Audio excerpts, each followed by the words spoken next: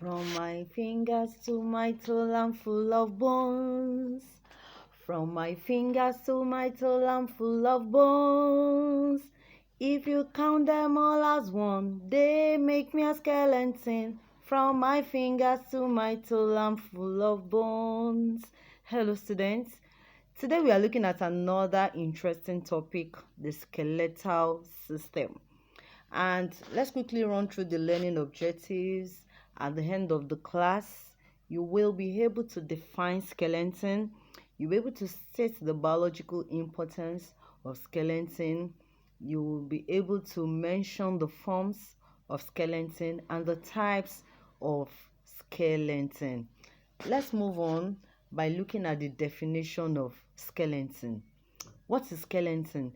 Skeleton is the bony framework of the body, all right, which provides support, shape, and protection to the soft tissues and organs in animal. I take that again.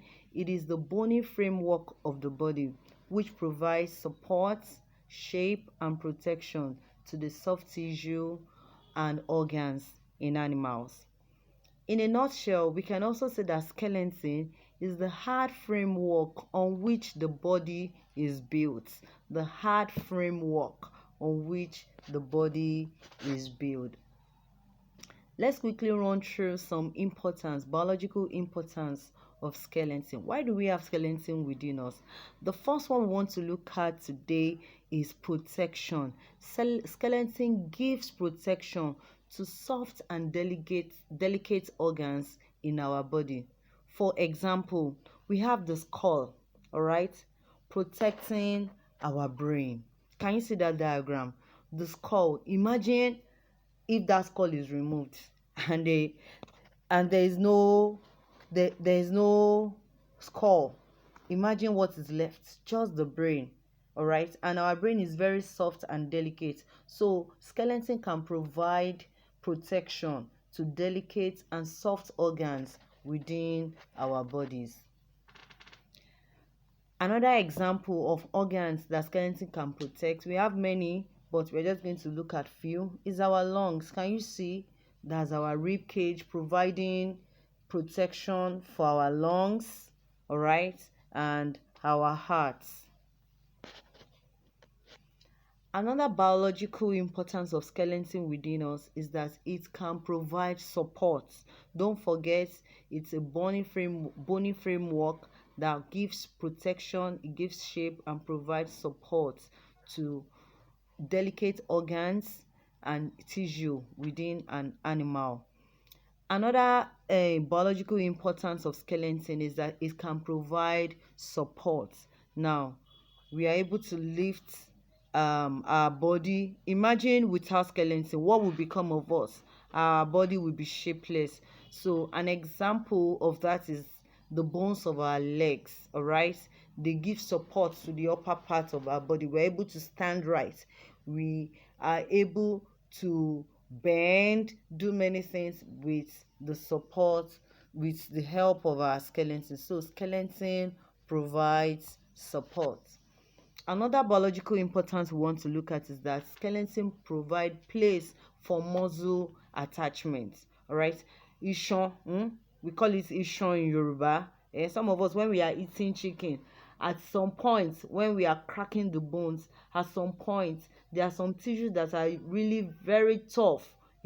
We can't take them off, and they are muscles. So it's those muscles that are attached to our bone. So without the bones, of course, there won't be a place of articulation or attachment for the muscles. So skeleton provide a place for muscle to be able to attach successfully. The next point we want to look at is movement. All right, we can jump, we can move around with the support, with the help of skeleton. So skeleton provides movement in some parts of our body. All right, now imagine if I don't have skeleton in this hand, I'm sure I won't be able to move this hand like this. All right, so it can provide movement for us. Our limbs, we can move around with the help of skeleton within us. Another importance of skeleton is the formation of blood cells. Red blood cells and white blood cells, they are manufactured in the bone marrow. So if we don't have skeleton within us, there won't be production of red blood cell and white blood cell. Another importance is that skeleton can help in breathing. All our thoracic bones, they help to aid breathing movement. When we breathe in, you can see my ribs going up. Breathe out, you can see it coming back downwards. So they help to aid breathing movements. Number 7, skeleton provides shape. Without skeleton, of course, look at what we will look like. Without skeleton within us, this is what we are going to look like. This is with skeleton. Now, without skeleton, you can see that lifeless mass on the floor. So that's what we are going to look like. Without skeleton, we are just going to be lifeless. Now, the next one is the transmission of sound waves. When I started with a song that from my fingers to my toe, I am full of bones. There's still another part that we'll still get to learn. My smallest bone is found inside my ears. All right. My smallest bone is found inside my ear. My stirrups really grace, 'cause it makes me hear so many sounds. My smallest bone is found inside my ears. All right, so our smallest bone is actually found inside our ear. Can you see it being held? Yes, this is our smallest bone, and it is found inside our ears. It helps in the transmission of sound waves. It helps in the transmission of sound waves. So skeleton can actually help in the transmission of waves. We are able to hear what is being said from this outer part. Those sound is able to travel through into the inner part of our ear through these bones. Now let's see forms in which skeleton can exist. Our skeleton can exist in 3 forms. It can exist as chitin, it can exist as cartilages, and skeleton can also exist in form of bones. So what are chitin or chitin, as you may call it? They are usually thin waterproof layer of wax. All right, your chitin, they are non-living substances. All right, and they can be found in exoskeletons, as we'll still get there. They are animals or organisms that have their own skeletal system outside their body. So think of cockroach, for example. You can see that thin waterproof layer, and that structure outside your cockroach, for example. That's chitin. All right, it's usually very thin in nature, although in some organisms it could be hard because of the presence of minerals like your calcium salts. It can make it hard. So in organisms like your crab, for example, you can find chitin in it, providing support for their delicate body. Now imagine that sometimes you try to kill cockroach, you try to step on it, try to eat it with something, you might find it very difficult to kill. It's because of that chitin outside his body that is providing support, all right, for it. Don't forget that chitin, they are exoskeleton, and they are mostly found in arthropods and crustaceans like your crab. Those are some pictures of animals that has chitin as their supporting system, like your butterfly, your crab, your shrimps, even mushrooms. Yes, they have chitin. All arthropods, like I said, they have chitin as their supporting tissue. The next form we want to look at, forms in which skeleton can exist, is your cartilages. In Yoruba, we call it kere, and some of us that like when we are eating, when we get to that part, some people call it biscuit bones. All right, those are the names that which you can easily relate with. When you're eating, it's usually like semi-transparent and flexible.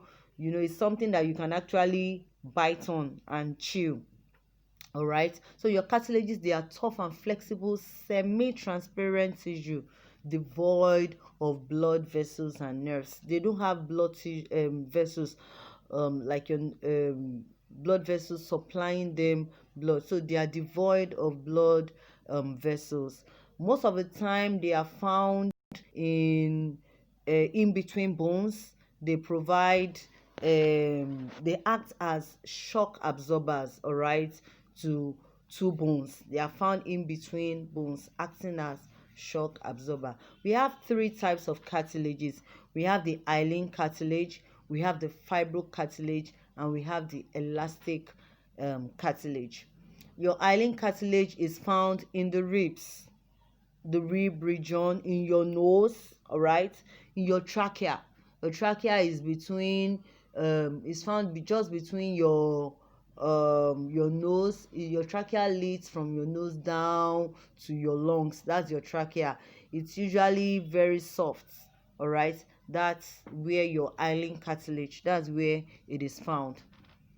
Then the next type of cartilage, that's your fibrocartilage, is found in between the vertebral column, all right. Your vertebral column, that's the bone that runs from the back of your neck down to your pelvic region, all right.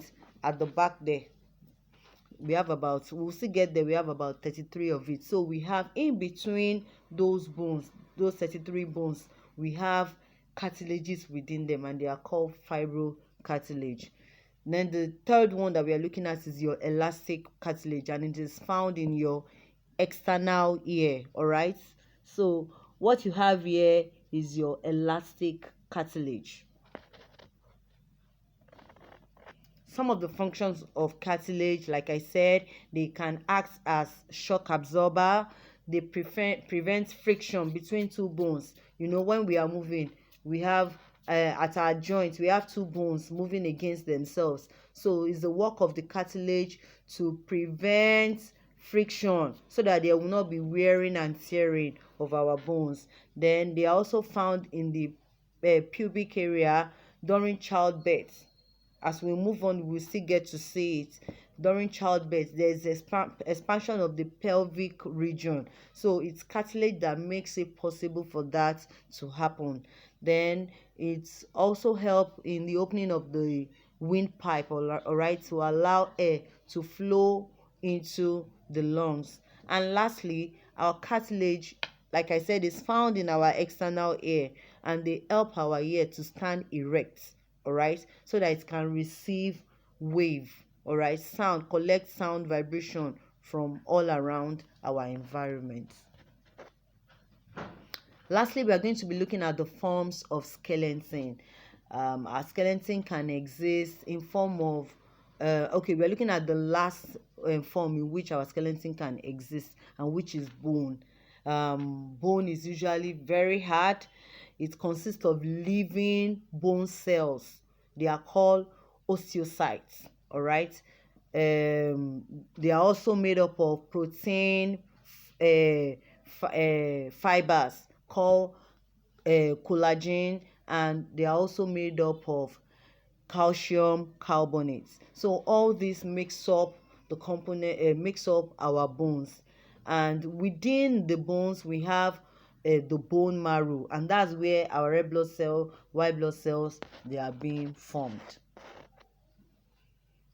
Now let's look at types of skeleton. We have three types of skeleton. We have hydrostatic skeleton, we have exoskeleton, and we have endoskeleton. When you hear the word hydro means water, all right. Fluid, it means fluid. That means in the case of organisms that possesses hydrostatic skeleton, what gives them shape or gives them support or helps in their movement is fluid like. They don't have bones, they don't have cartilages within them, but what gives them their own support and shape is is water. That means it's fluid in nature. So, and most of the time hydrostatic skeleton, they are found in soft-bodied animals. Can you think of any soft-bodied animal like your earthworm, your starfish, your jellyfish? They are all organisms with hydrostatic skeleton. Now, the pressure of the fluid within them is what gives them that shape. And that's why when you pour water on your earthworm, due to osmosis, there will be movement of water out of that earthworm. Immediately water moves out of that earthworm, it becomes shapeless, no shape.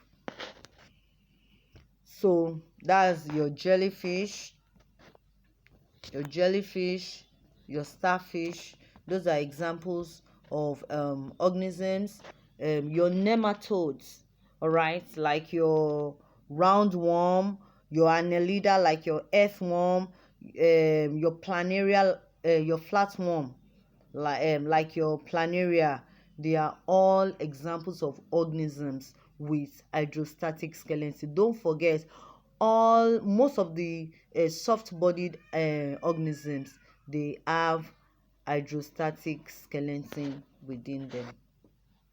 The next type of skeleton we want to look at is exoskeleton. When you hear the word external, all right, that means the type of skeleton that is found at the external part of an organism. Examples of organism that has or that possesses exoskeleton includes Euglena, which is a unicellular organism, your paramecium, a unicellular organism, your snail, igbin, insects, all arthropods, they fall under this category. Your crabs, your millipede, your crayfish, they are all examples of organism that possesses exoskeleton. That means they have their support outside of their body, all right. Their own structure that gives them support and shape is found outside their body. All right, so these are insects which they all fall under arthropods. All right, they are all arthropods, they possess exoskeleton. And lastly, the last type of skeleton that we have is your endoskeleton. Endoskeleton is the type of skeleton that is found inside or at the external part of an organism or animal, inside that animal. And of course, we are all example um, of organism that possesses endoskeleton. All right, so our own skeleton is inside of us. We have come to the end of the lesson, and we'll continue to in our next class. Thank you.